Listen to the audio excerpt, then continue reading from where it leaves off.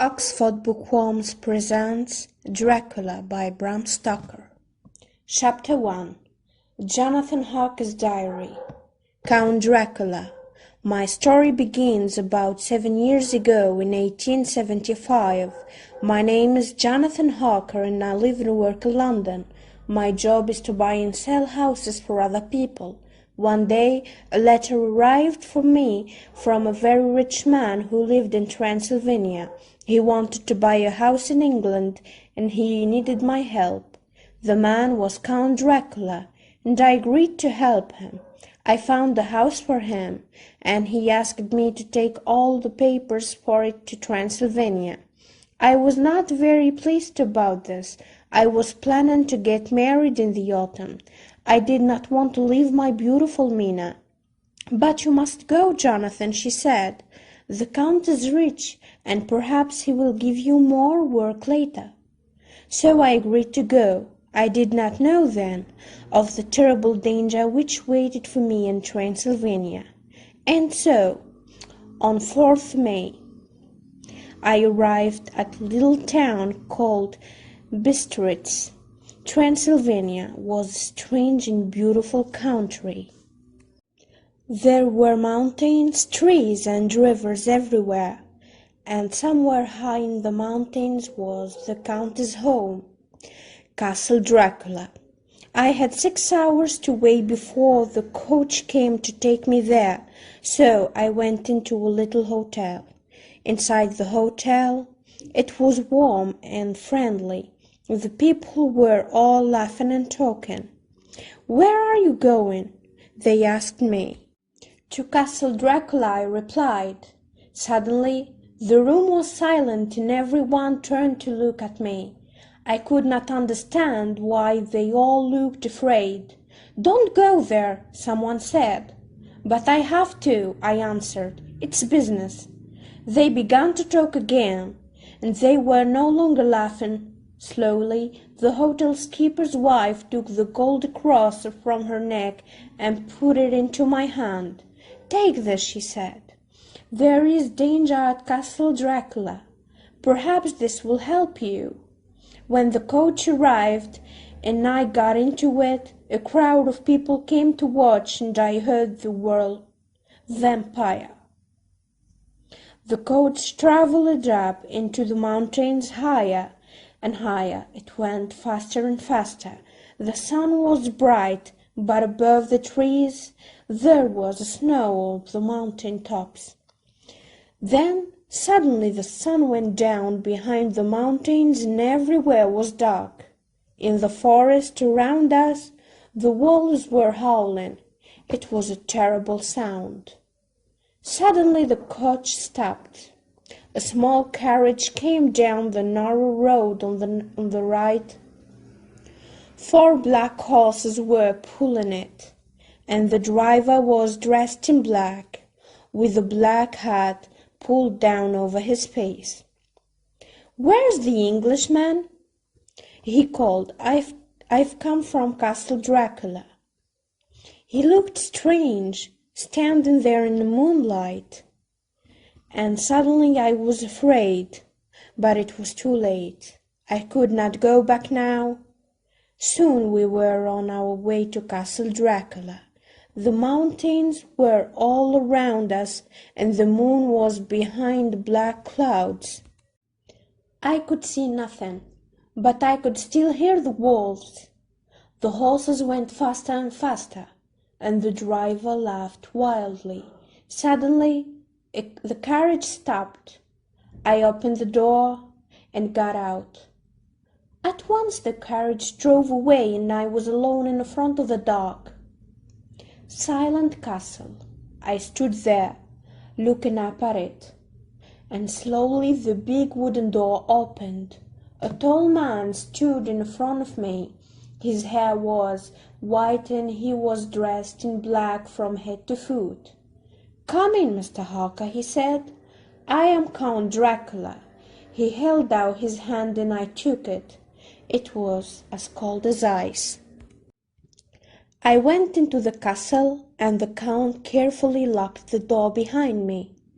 He put the key into his pocket and turned to go upstairs. I followed him, and we came to a room where a wood fire burned brightly.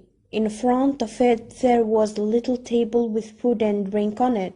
The Count asked me to sit down and eat, but he did not sit with me. Later we sat and talked by the fire. His English was very good, and while we talked I had time to look at him carefully. His face was very white, and his ears were like the ears of a cat. His teeth were strong like the teeth of an animal. There was hair on his hands, and his fingers were very long. When he touched me, I was afraid. It was nearly morning when I went to bed, and outside the wolves were still howling. The next morning I found my breakfast on the little table in front of the fire. Now that it was light, I could see that Castle Dracula was very old and dirty. I saw no servants all the day. The Count did not come to breakfast, but there was a letter from him on the table. "Go anywhere in the castle," it said, "but some of the rooms are locked. Do not try to go into these rooms." When the Count came back in the evening, he wanted to know all about his new house in England. "Well," I began, "it's a very big house, old and dark, with a high wall all around it. There are trees everywhere. That's why the house is dark. It has a little church, too." And I showed him some pictures of it. He was pleased about the church. "Ah," he said, "so shall be near the dead." We talked for a long time, and once I fell asleep. I woke up suddenly and found the Count's face near me. The smell which came from him was terrible. It was the smell of death. "You're tired," the Count said. "Go to bed now." And when he smiled, his face was the face of a wolf. Our business was now finished. The Count has all the papers for his new house, and there was nothing to keep me in Transylvania or in Castle Dracula. But the Count did not want me to leave. I was alone with him in the castle, but I never saw him in the daytime. I only saw him at night when he came and sat with me. We always talked until the morning, and he asked me many questions about England. "I have plans to go there myself soon," he said. "Tell me about sending things to England by ship." So we talked about ships and the sea, and I thought about Mina and her friend Lucy. Lucy and her mother were staying by the sea, and Mina was planning to visit them there sometime. Stupidly, I told the Count about them. There was no mirror in my bedroom, but I had one with me, a present from Mina. One morning I was standing in front of it and I was shaving.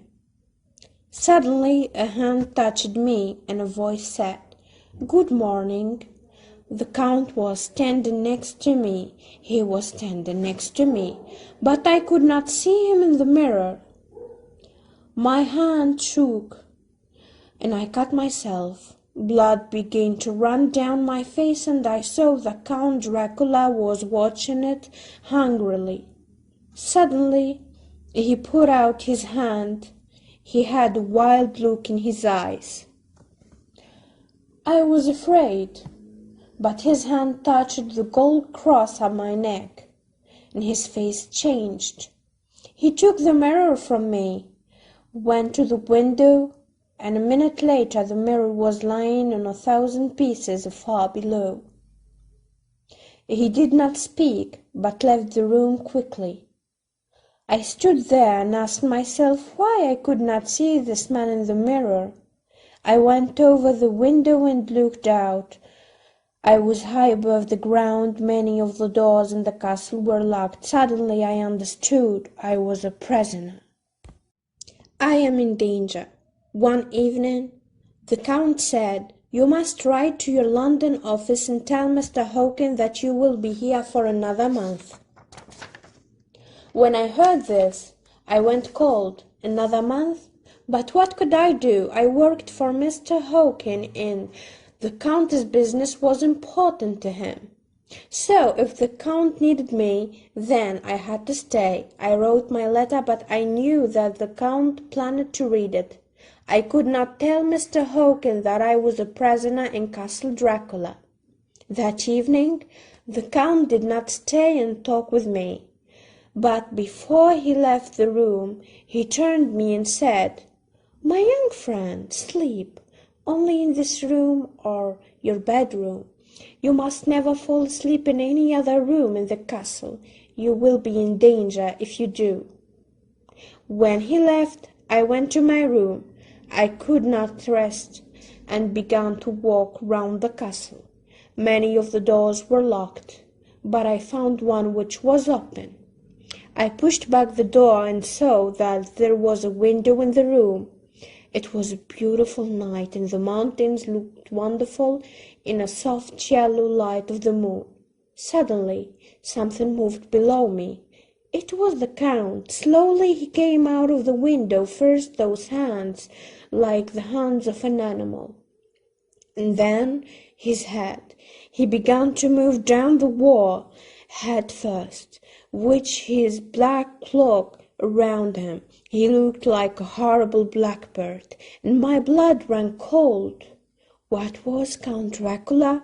I shivered and sat down for a minute. The room was warm and friendly. I think that many years ago, and it was a room of the ladies of the castle, and I decided not to go back to my cold, dark room, but to sleep in this room, so I lay down and closed my eyes. Suddenly, I felt that I was not alone. In the moonlight from the window, I saw 3 beautiful young women. They were watching me and talking quietly. "He is young and strong," one of them said. "Yes, there are kisses for all of us," another answered. I was excited and afraid. I knew that I wanted those soft red mouths to touch me. One of the women came nearer. Her strong white teeth touched my neck. I closed my eyes and waited. Kiss me, I thought. Suddenly there was a cry of anger. It was the Count. He pulled the woman away from me and her bright blue eyes. I went down them, and I came to another door. This was open too, and I found myself in a room with a stone floor. Slowly I looked around me. There were about 50 wooden boxes in the room. They were coffins, and they were full of earth. In one of them lay the Count. I could not say if he was dead or asleep. His eyes were open and looked cold and stony. His face did not look like the face of a dead man. His lips were still very red, but he did not move. Slowly I went nearer. I thought perhaps that he had the castle keys on him. But when I looked at those cold, stony eyes, my blood ran cold. Afraid, I turned and ran back to the window. I did not stop to think until I was back in my room. That night the Count came to me again. "Tomorrow you will return to England," he said, and I knew that tomorrow was the day of my death. I lay down on my bed, but I did not sleep very well during the night. I heard women's voices outside my door, and then the Count saying, "Wait, your time has not yet come. Tomorrow night you can have him then." The women laughed, low, sweet sound, and I shook with fear. Morning came at last, and I was still alive. I must escape, I thought, but first I had to get the keys. Once again I went down the wall, and into the Countess' room. I ran down the stairs to the room with the coffins. The Count was there, in his coffin, but he looked younger, and his hair was no longer white. There was blood on his mouth, which ran down across his neck. My hands were shaking, but I had to touch him to look for the keys. I felt all over his body, but they weren't there. Suddenly I wanted to kill Count Dracula. I took Workman's hammer and began to bring it down hard on that horrible smiling face. But just then the head turned, and the Count's burning eyes looked at me. His bloody mouth smiled more horribly than ever. I dropped the hammer and stood there, shaken. What could I do now? Just then I heard the sound of voices. The workmen were coming back. I hurried back up the stairs to the Count's room below. I heard the noises of a key. The workmen were opening a door. So there was another door to the outside down there. I listened carefully and heard the sound of hammers. They were getting the coffins ready for a journey, perhaps to England. I remember the Count's words about his plans to visit my country. I turned to ran back downstairs to find this open door, but I was too late.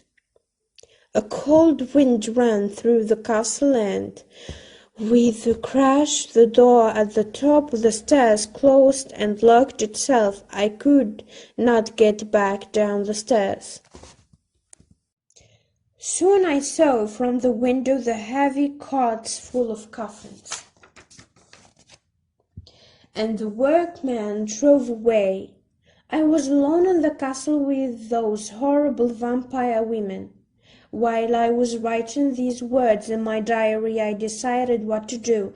I must try to escape. I shall try to get down the wall outside. The window is high above the ground, but I have to try. I shall take some of the gold with me. If I escape, perhaps it will be helpful later.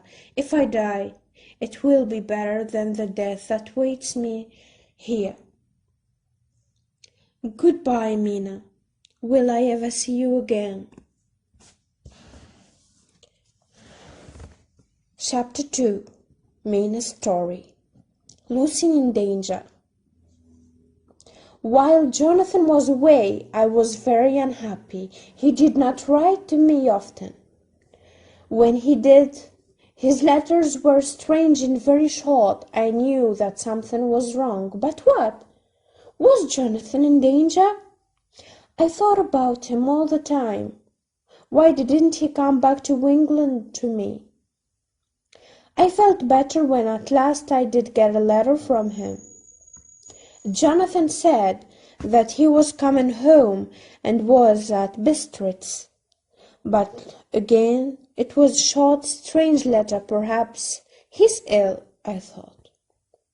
My friend Lucy also wrote to me. I know that you will be happy for me, she wrote. Arthur has asked me to marry him. Isn't it wonderful? I love him very much. He is away just now, and you know that Mother and I are staying at Whitby by the sea. Please come and stay with us, and I can tell you all about it. Arthur Holmwood loved Lucy very much. I was really pleased to hear her news, and I decided to go immediately, and it would help me not to think about Jonathan all the time. Lucy met me at the station, and it was wonderful to see her again. She was full of life and talked happily of our plans. "Oh, Mina," she said to me, "I am really happy. I love Arthur very much." But sometimes it was hard for me, because when Lucy talked of Arthur, I thought of Jonathan again. The weather was good, and Lucy and I walked a lot, sometimes by the sea, but we often went up to the old church on the hill. At night, Lucy and I slept in one room, but sometimes she walked in her sleep. She began to sleep badly, and her mother and I decided to lock the bedroom door at night. Then, one day the weather changed. The sky was black and heavy, and that night there was a terrible storm. Lucy was very excited by it. She sat by the window all night and watched the sea. The next morning there was a ship on the beach. "It's a Russian ship, from Varna on the Black Sea," Lucy's servant told us. "There are coffins on it. They're full of earth." And a big black dog jumped off the ship and ran up to the hill. And is everyone on the ship alive?" Lucy asked. "That's the strange thing about it," the servant replied. "There was no one on the ship, either dead or alive." Everybody in the town was very excited by the strange ship, but there were no answers to the mystery, and nobody saw the big black dog again.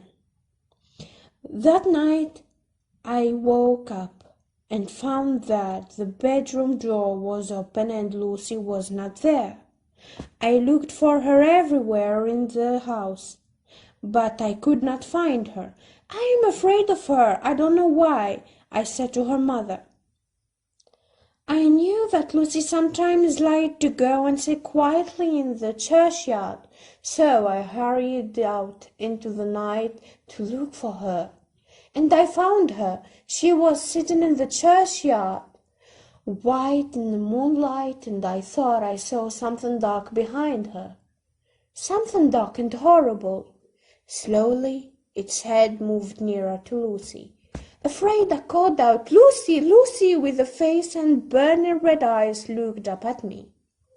And then nothing. Lucy was alone, asleep in the moonlight. I woke her and she gave a little cry. She put her hand to her neck, and I saw that there were 2 little drops of blood there. After that night, Lucy was worse. She left her head. After that night, Lucy was worse. She left her bed every night, and her lovely face was white. I was afraid for her, and locked the door at night. And I still did not hear from Jonathan. I was unhappy, but did not sleep well myself.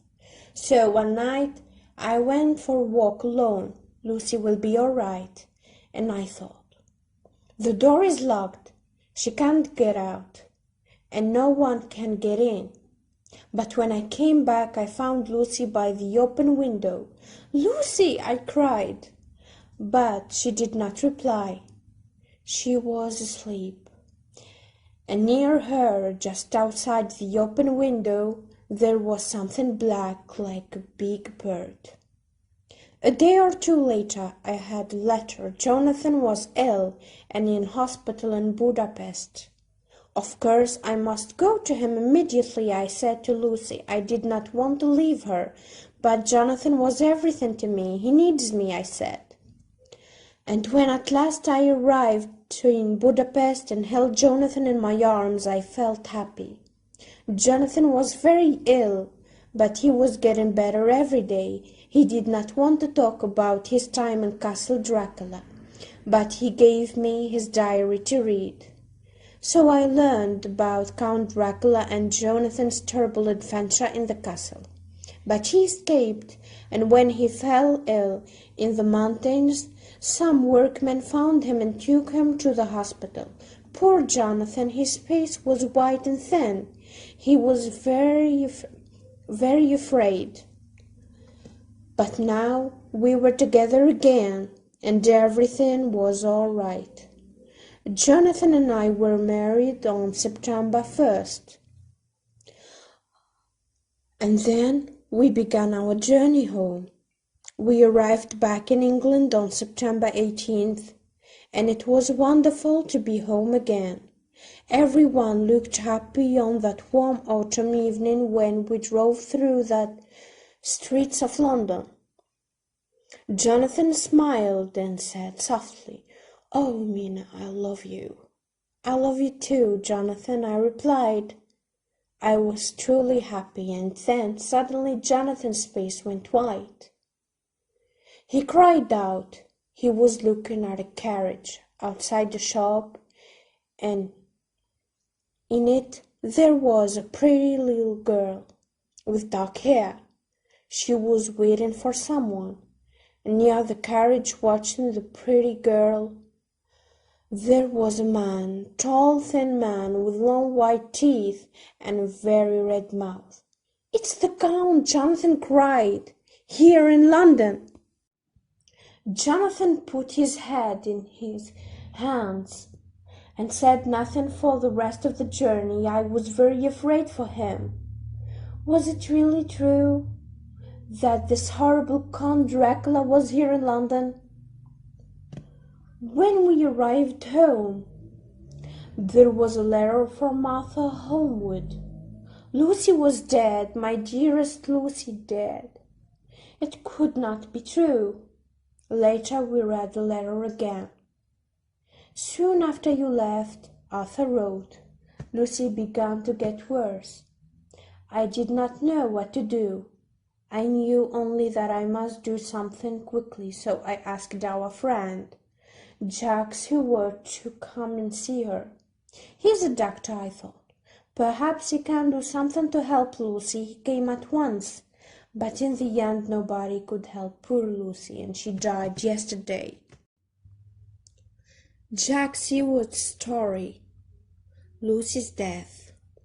When I heard from Arthur the terrible news of Lucy's strange illness, I went to her immediately. I could see that she was very ill. She lay in bed all day and did not move. She was as white as a ghost, and she was very thin.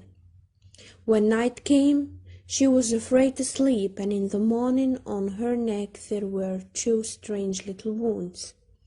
I did not know what was wrong with Lucy. She was losing blood, but how? Was it through these 2 little wounds in her neck? I decided to send for my old teacher, Professor Van Helsing, from Holland. Perhaps he could help.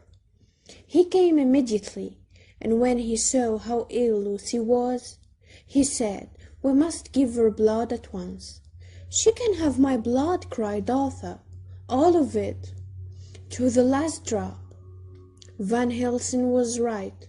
With Arthur's blood in her, Lucy began to get better immediately. But before he left, Van Helsing did one more thing. He brought some flowers with a very strong smell, and he put a circle of them round Lucy's neck.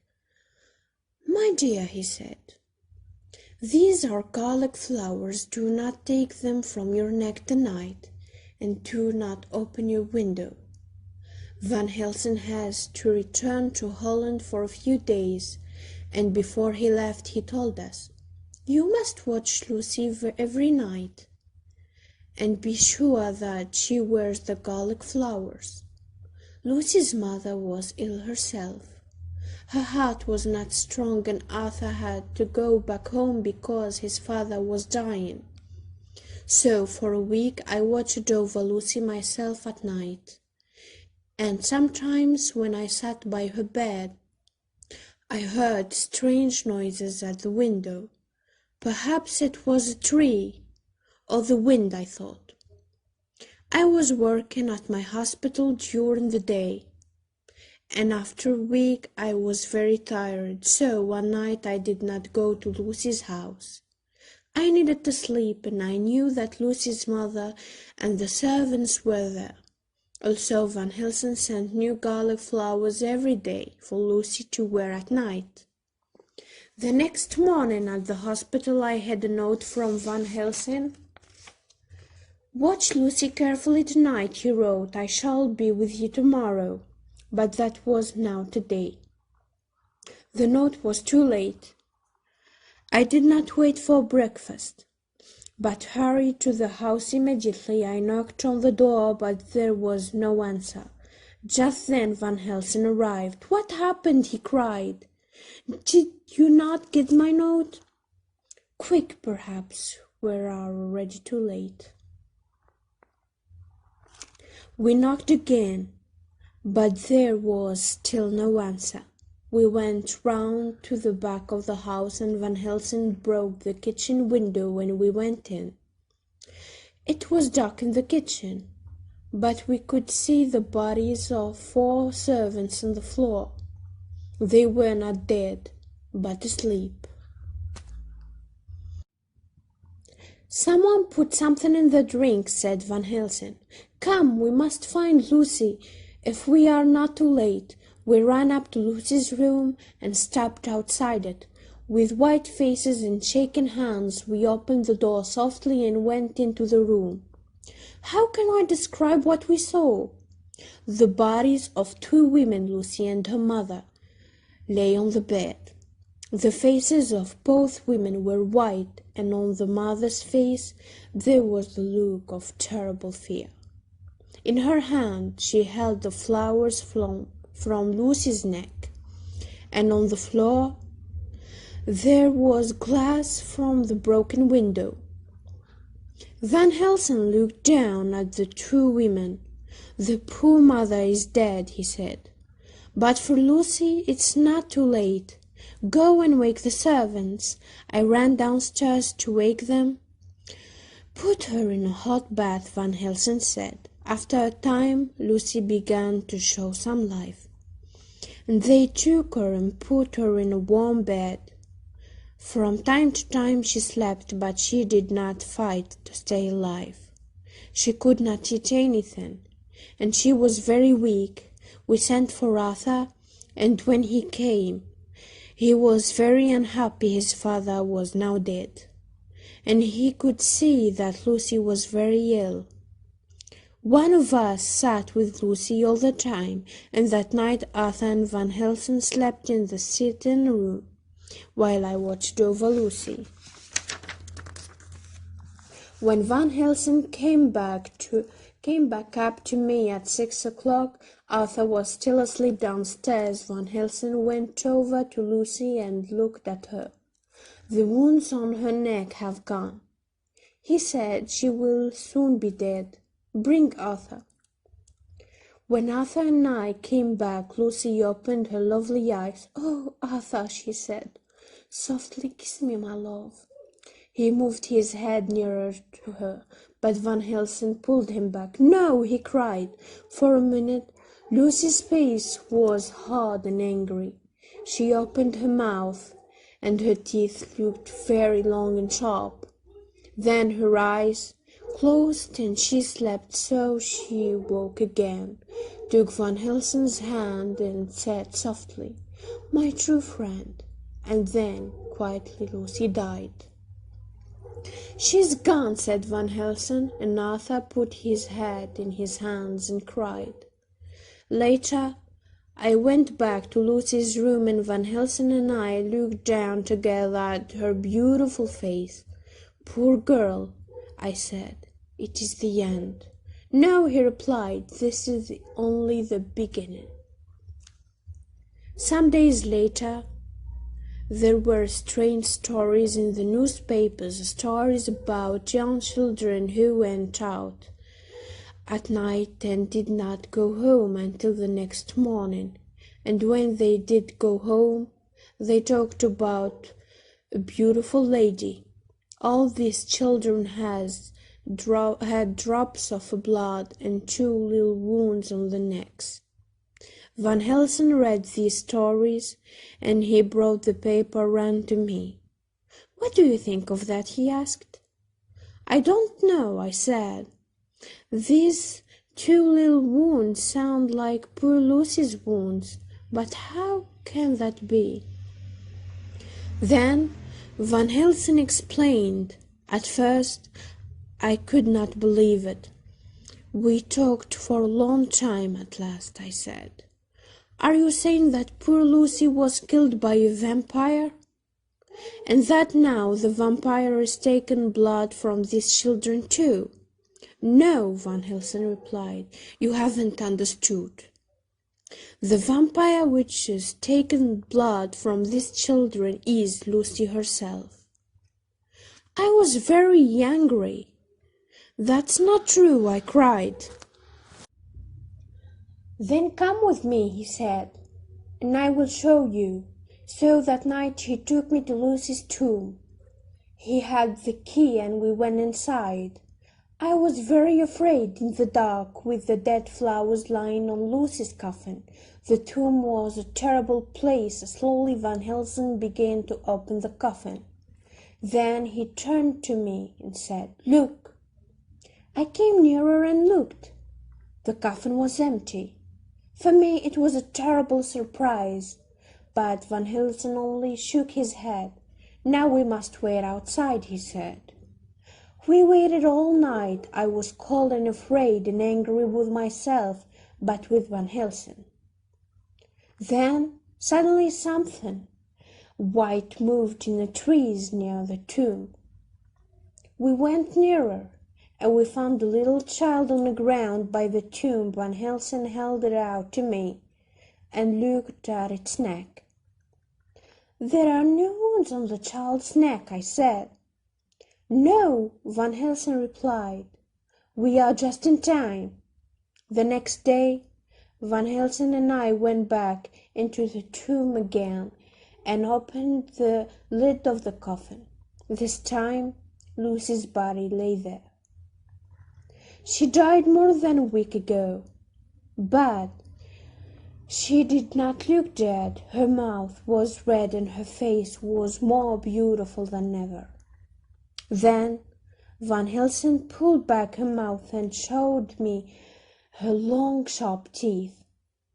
"Now do you believe me?" he said.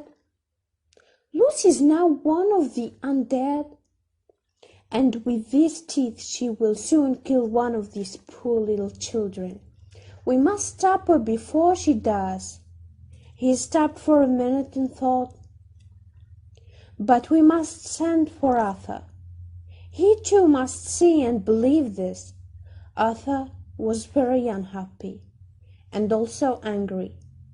He could not believe that Lucy was now one of the undead, but in the end he agreed to come with us to the tomb. It was just before midnight when we got to the churchyard. The night was dark, and now and then a little moonlight came through the clouds. Van Helsing opened the door of the tomb, and we all went in. "Now, Jack," he said to me, "you were with me yesterday afternoon.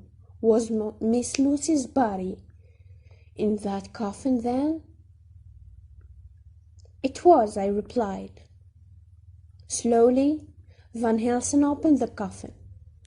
Arthur's face was white when he moved nearer. We all looked down. The coffin was empty. For a minute, no one spoke. Then Van Helsing said, "Now we must go outside and wait." It was good to be outside again. Away from the dark, smelly tomb, we stood and waited in silence. Then, through the trees, we saw something white. It was moving nearer to us. Its face was white, its mouth was red, and drops of blood fell from it. Suddenly, it saw us and stopped. It gave us a look of terrible anger, and Arthur gave a little cry. "It's Lucy." She smiled. "Oh, Arthur, come to me. Leave those others and come to me, my love," she said sweetly. Arthur took his hands from his face and opened his arms to her. She was moving nearer to him when Van Helsing ran between them and held out his little gold cross. Lucy stopped and stood back from it. Then, with a look of terrible anger on her face, she went to the tomb and through the door. The door was closed, but she went through it. "Now, Arthur, my friend," Van Helsing said, "do you understand?" Arthur put his face in his hands and cried, "I do, oh, I do." The next day, Arthur Van Helsing and I went back to the tomb. Van Helsing had a bag with him, and when we were in the tomb, he again opened Lucy's coffin. The body lay there, horribly beautiful. Arthur was white and he was shaken. "Is this really Lucy?" he asked. "It is, and it is not. But wait. You will see the real Lucy again," Van Helsing replied.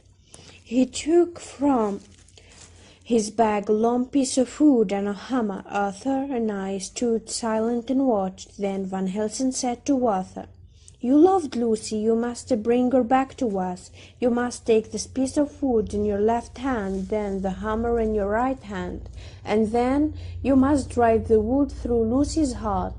It isn't easy for you, but it will soon be done. Can you do this for her?" "I can," Arthur replied strongly. His face was very pale, but he held the piece of wood over Lucy's heart and brought the hammer down hard. The body turned from side to side, and a horrible scream came from the open red mouth. Arthur did not stop. Harder and harder he hit the wood with the hammer until at last the body stopped moving and lay quiet. The hammer fell from Arthur's hand, and he stood there, white and shaken. Van Helsing went over to him. "And now you may kiss her," he said. "See, the vampire is dead, and the real Lucy has come back." It was true. Lucy's face was pale and still, and it was now quiet and restful. Arthur kissed her softly on the mouth, and then Van Helsing closed the coffin again, this time forever. "Now, my friends," Van Helsing said, "we have only just begun. We must find the vampire that killed Miss Lucy. It will be difficult and dangerous. Will you help me?" "Yes," we said, "we will." Jonathan Harker's Diary. Mina in Danger. Some days after Mina got the letter from Arthur with the news of Lucy's death, she had another letter. This was from Professor Van Helsing, a friend of Arthur's. In it he wrote, "I know from your letter to Lucy that you were her dearest friend. I would very much like to meet you, to talk about the time when you were with Lucy at Whitby." The full story of the poor Lucy's terrible death. Then Mina gave Van Helsing my diary to read, and he learned about my time at Castle Dracula. He was very excited. "Ah!" he cried. "Now I began to understand so many things. This Count Dracula, he was the vampire that killed poor Miss Lucy. Will you help us find him?" Of course, Mina and I agreed to help. When I saw Count Dracula in London, I was very afraid, but now I felt stronger because I had work to do. We began at once. Mina went to stay with Jack Seward at his house to tell him and Arthur all about the Count, and I went to Whitby. I wanted to find out about the coffins that were in the ships on the night of the storm, the ship that brought Count Dracula to England. After many questions, I learned that the coffins were now in the Count's house in London. I hurried back to London and to Jack Seward's house. When I told Van Helsing this news, he called us all together and said, "Now the danger begins. I have learned much about vampires from old books, and I know that they can come out only at night. During the day they are like dead bodies and must have a place to hide. I think that Count Dracula uses his coffins for his daytime hiding places. If we can find him in a coffin, we can kill him. But let's go to his house tonight. We'll put holy bread in the coffins, and then the Count cannot get back into them. He will then have no place to hide during the day." and he will be weaker, easier to fight when we find him." So that night Van Helsing, Jack, Arthur, and I went out together to the Countess' house. Mina, of course, did not come with us. I was afraid to leave her alone, but she said that there was more danger for us than for her. Jack had some old keys with him, and with one of these we got into the house. It was old and dirty, and the smell of blood was everywhere. We walked through the cold, empty rooms, and at last we found the coffin. From his bag Van Helsing took some holy bread. "We must put a piece of this in each coffin," he said. We worked hard. It took a long time to break open each coffin and put holy bread inside. We were just opening the last coffin when Van Helsing gave a cry. "We are too late. The Count is coming." We looked up from our work and saw Count Dracula. He came through the dark room like a black cloud. His angry face was white and his eyes burned like red fires. Van Helsing had his gold cross, and the Count stopped. Afraid for our lives, we ran from the house. "Quick!" cried Van Helsing. "We must get back now. He has seen us. Mina may be in danger." My heart nearly stopped when I heard this. "Oh, Mina!" I cried silently. "I cannot lose Mina." But when we got back to Jack's house, everything was quiet. I ran upstairs. The bedroom door was locked. I called out to my friends, "Help me! Oh, help me!" Together we broke down the door. And then my blood ran cold. A tall, dark man was standing in the moonlight by the window. In his arms he held my wife, my Mina. Her white nightdress had blood on it, and her face lay against Count Dracula. Blood dripped from his mouth. He was holding Mina to him while she drank his blood. I ran to her and tried to pull him away from her. Van Helsing ran at the Count and held up his gold cross. When he saw the cross, Count Dracula moved back and dropped Mina's body. She gave a terrible cry and fell across the bed. A cloud moved across the moon, and when the moon came from behind it, Count Dracula was not there. "Oh, Mina, my love!" I cried. I took her in my arms. "What has happened? Tell us." I was wild with fear. Mina shivered. "Don't leave me," she cried. "Oh, please don't leave me." Her face was pale, and we could see 2 little wounds on her neck. She put her head in her hands and gave a long, terrible scream. "Stay with me," she cried, and I held her in my arms until the first light of the day showed in the east. Dracula must die. The next day, Van Helsing, Jack, Seward, Arthur, and I made our plans. Mina was there too. She was very pale, but she wanted to help us. We knew that we had to kill Dracula before Mina died. "If we don't," Van Helsing said, "Mina will die and will be a vampire forever." I have been back to the Countess' house this morning, and the last coffin has gone. We must find it. Count Dracula will be in it during the day. If we can find it before the dark, we can kill him. "But where is it now?" I asked wildly. Of course, we did not know the answer. But then Mina spoke. "I feel that I am half a vampire already, and sometimes strange thoughts come into my head. I think that these thoughts are Count Dracula's. Just now, when you were speaking, I thought that I could hear the sound of a ship moving through water. "Of course," cried Van Helsing, "Dracula has decided to leave England. He knew now that we are his enemies and that it is dangerous for him here. So he's going back to Transylvania by ship. We must find out which ship left for the Black Sea last night." At the London shipping office we learned that one ship sailed for Varna in the Black Sea the night before.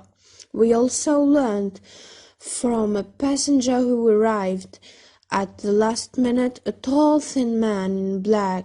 He had a pale face, burning eyes, and a very red mouth. And he had with him a long box.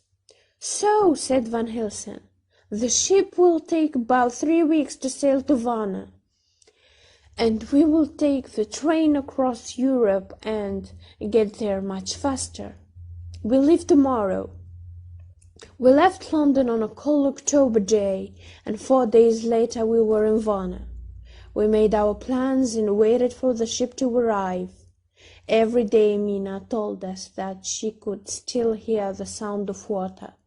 But 3 weeks went by and the ship did not arrive. Then, at last, we had news. The ship was not coming to Varna and was already at Galatz. We took the first train to Galatz, but we were too late. The box was no longer on the ship. Someone came and took it this morning. One of the sailors told us. We hurried back to our hotel to tell my dear Mina the news, but we saw that she knew it already. Her face was white with fear. "He has gone," she said quickly, "and he is taking me with him. Oh, my dear friends, before I change into a vampire, you must kill me. Then you must do what you did to poor Lucy, to give me a rest. Tell me that you will do this for me." I held her hands, but I could not speak. If that day ever comes, I don't know how I shall live through it. Later, while Mina slept, we tried to make new plans. "She is right," said Van Helsing unhappily. "Our poor Mina is in great danger. She is already beginning to change. Her teeth are getting longer and sharper, and when the Count reads her thoughts, her eyes are hard and cold. We must find him and kill him before it is too late." I can remember little of the next few days. I was wild with fear and anger. We learned that the Count's coffin was travelling by boat up the river.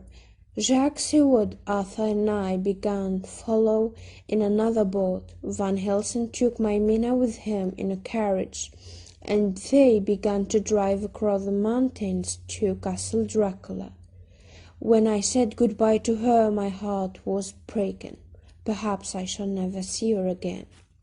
We followed the Countess' boat for 5 days, but we could not catch it. Then we learned from some villagers that he was now travelling by road. So we bought horses and rode like wind through the night. Late by afternoon, on the next day, we were getting near to Castle Dracula. "We must ride faster," I cried to the others. The sun was beginning to go down, and then, suddenly, we saw on the road in front of us some men with a cart, and on the back of the cart was a coffin. I had only one thought in my head: to kill the vampire, to finish him forever. Arthur and Jack were right behind me. When I got to the cart, I jumped from my horse into the cart, and while Jack and Arthur fought the driver and the other man, I pushed the coffin to the ground. It fell and broke up, and Count Dracula lay there, and the last light from the sun fell on his terrible face. His eyes burned red, looked at me in hate. In a few seconds, when the sun went down, he would be free to move. I jumped down to the ground, held my knife high over his heart, and brought it down as hard as I could. It went straight through the vampire's heart. Count Dracula gave a horrible scream and then lay quiet. In the same second the sun went down, and when we looked into the coffin again, it was empty. Above us, on the hill, was Castle Dracula, and soon we saw Van Helsing. He hurried down the hill to us, and my dear Mina was with him, and I ran to her and took her in my arms. Her lovely face was bright and happy again.